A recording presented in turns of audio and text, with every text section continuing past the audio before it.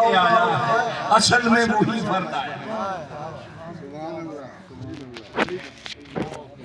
دڑے یہ دے برکے بٹامن سرتے۔ اچھا سیدنا پیر میر علی شاہ صاحب نے بھی بڑی خوبصورت بات کی، وہ فرماتے ہیں کہ اساں ویک کے صورت دلبر دی، اساں ویک کے صورت دلبر دی بے صورت نو جان لیا، اساں ویک کے صورت دلبر دی بے صورت نو جان لیا، بن عین عرب، بن عین عرب کے عرب سے عین ہٹا دیا جائے، بن عین عرب بن میم احمد، اساں یار کے خوب پہچان دیا کہ یہ وہ رب ہی عین کے پردے میں آیا ہے اور میم کا پردہ ہو پھر کوئی احد احمد بن کے آیا۔ نعرہ تکبیر، اللہ اکبر، نعرہ رسالت، یا رسول اللہ، نعرہ حیدری، یا علی، علماء اہل سنت، زندہ آباد، علماء اہل سنت، زندہ آباد، پیر سیال، پیر سیال، لجپال، لجپال، پیر سیال، پیر سیال۔ وہ خواجہ محمد یار فریدی رحمت اللہ علیہ ایک اور مقام پر بھی اسی تصور کو اجاگر کرتے ہیں، وہ فرماتے ہیں 60 زر زیور تے گھر، 60 زر زیور تے گھر بچ تھل دے ملسیا ارڑی۔ اور بڑی خوبصورت بات جو آگے میرے موضوع کی ہے، فرمایا واہ عشق دا سانگ رچایا، واہ عشق دا سانگ رچایا، یوڑ پاک فریدن آیا۔ وہ کہتا ہم نے تو کبھی جدا دیکھا ہی نہیں اس سے اس کو، واہ عشق دا سانگ رچایا، جوڑ پاک فریدن آیا، ہر دل وچ شور مچایا، ہر دل وچ شور مچایا، تو مائک تو ہٹ کے چوتھا مصرع، لا ریب خدا اکبر، لا ریب خدا اکبر۔ تو فرمایا جس صورت میں بے صورت ہو کے نظر آیا، وہ سب سے پہلے صورت محمدیہ۔ پھر دیکھیے تھوڑا سا قرآن کی طرف لوٹتے ہیں کیونکہ میں نے بات ہی مختصر کرنی تھی۔ اللہ فرماتا ہے نا اللہ نور السماوات والارض، میں نے عرض کیا اللہ نور ہے، مقام بالا کا بھی اور مقام پست کا بھی۔ دیکھا کیسے جائے؟ میں اس کی ایک سائنٹیفک مثال دینا چاہتا ہوں، بڑا جدید دور ہے۔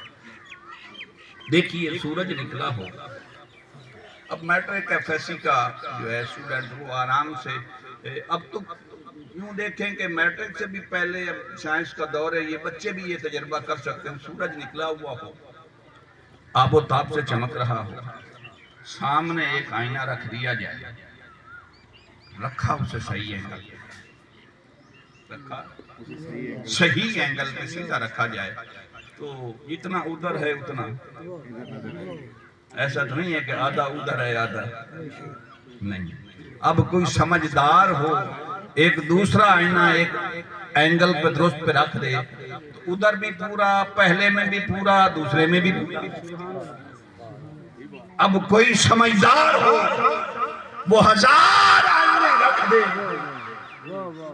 لاکھوں آئینے رکھ دے، ایسا نہیں ہوگا کہ وہ تجزی اور تقسیم کو قبول کر لے گا اور کچھ حصہ ادھر رہ جائے گا، کچھ ایک آئینے میں، کچھ دوسرے میں، کچھ تیسرے میں، کچھ چوتھے میں، ایسا نہیں ہوگا۔ جتنا ہے حقیقت میں اتنا پہلے میں اور اتنا 1000 میں،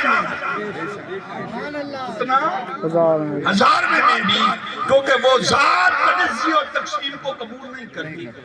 اگر ذات وحدت کو تجزی اور تقسیم کا تصور سے نہ نکالا جائے تو بندہ ویسے ہی کافر ہو جاتا ہے۔ وہ خدا تقسیم ہوتا ہے؟ تو بندہ ویسے ہی کافر ہو جاتا ہے۔ اس لیے اس ذات کا پورا نظر آنا، بس وہ سینہ صاف ہونا، تو ہر ایک نے پورے کا پورا کیا۔ وہ خود کہتا ہے، دیکھیے اب پھر قرآن پڑھتے ہیں کہ مالک اس نور کو دیکھا کیسے جائے۔ یہ تو مان لیا کہ ظاہر میں بھی تیرا نور ہے، باطن میں بھی، مگر اسے دیکھا کیسے جائے؟ وہ فرماتا ہے مثل نور ہی کمشکا۔ اب یہاں تو ماشاءاللہ مجھے سمجھانا بھی بڑا آسان ہے۔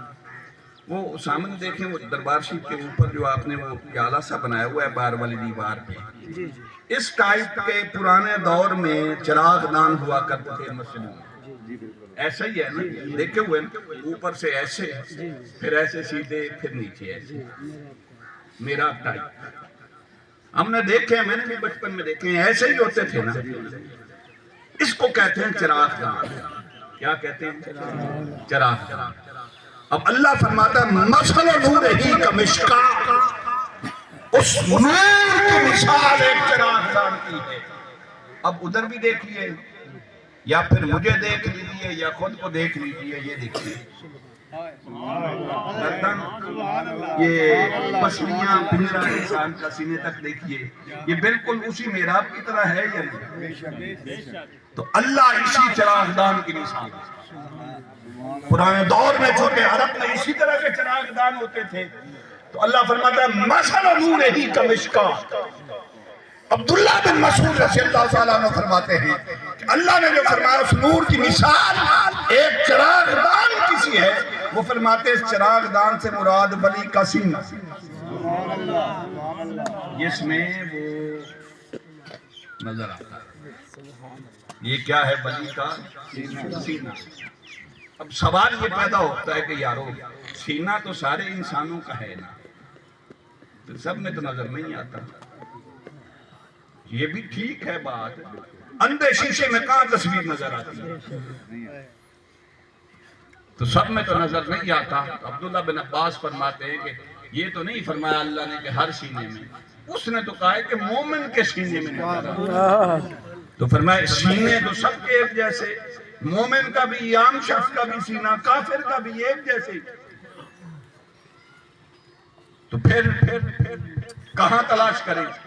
عبداللہ بن مسعود فرماتے ہیں کہ وہ بھی کوئی چراغ دان ہوتا ہے، یہ سینہ، وہ بھی کوئی چراغ دان ہوتا ہے جس میں چراغ نہ ہو۔ نہیں بات سمجھے، وہ بھی کوئی چراغ دان ہوتا ہے جس میں چراغ نہ ہو۔ مثل نور ہی کمشکات، اس نور کی مثال چراغ دان کسی ہے، المصباح فی الزجاج،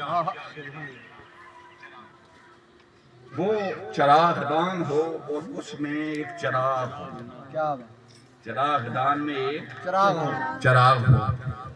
پوچھا کہ یہ چراغ سے کیا مراد ہے؟ تو عبداللہ بن مسعود فرماتے اس سے مراد ولی کا دل ہے، قلب، سینے میں جو قلب ہے، دل ہے۔ تو جناب دل بھی ساروں کے سینے میں ہی ہوتا ہے، کافر کے سینے میں بھی دل، مومن کے سینے میں بھی دل، ولی کے سینے میں بھی دل۔ تو پھر بڑی خوبصورت بات کی حضرت عبداللہ بن عباس نے، جس طرح فرمایا نا کہ وہ بھی کوئی چراغ دان ہوتا ہے جس میں چراغ نہ ہو، تو فرمایا وہ بھی کوئی چراغ ہوتا ہے جو روشن نہ ہو، بجھے ہوئے کو کون چراغ کہتا ہے؟ الزجاجۃ کأنہا کوکب دری،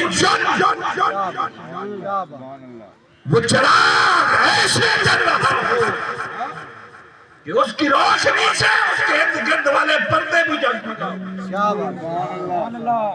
فرمایا اس سے مراد ولی کا دل ہے کہ ولی کا دل اتنا روشن ہے کہ اس کا دل پہلے اس کے سینے کو روشن کرتا ہے، اور جیسے ہی اس دل سے نور سمدیت کی روشنی نکلتی ہے، تو جس طرح چراغ دان سے روشنی نکلتی ہے اور سارا ماحول روشن ہو جاتا ہے، اسی طرح جہاں ولی بیٹھا ہو، جہاں ولی بیٹھا ہو اس کے سینے میں روشن اتنا بڑا چراغ ہوتا ہے کہ اس کی صحبت اور قدم میں بیٹھنے والے بھی سارے منور ہو جائیں.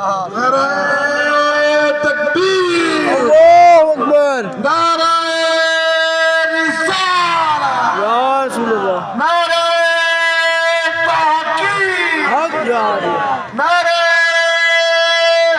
حیدر نعرہ غوثیہ یہ وہ جو کالج یونیورسٹی مدرسہ مفتی صاحب شیخ الحدیث صاحب شیخ القرآن صاحب کسی سے نہیں کرتے. یہ جس چراغ دان میں چراغ ہو اور چراغ روشن ہو پھر وہاں پتہ نہیں اگر تیرا اس شیشے کی طرح اینگل درست ہو.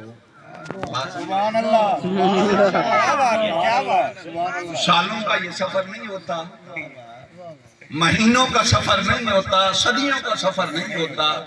فقط بات اتنی ہوتی ہے کہ تو اگر اس چراغ دان کے سامنے بیٹھا ہے نا تو تیرے دل کا زاویہ درست ہونا چاہیے.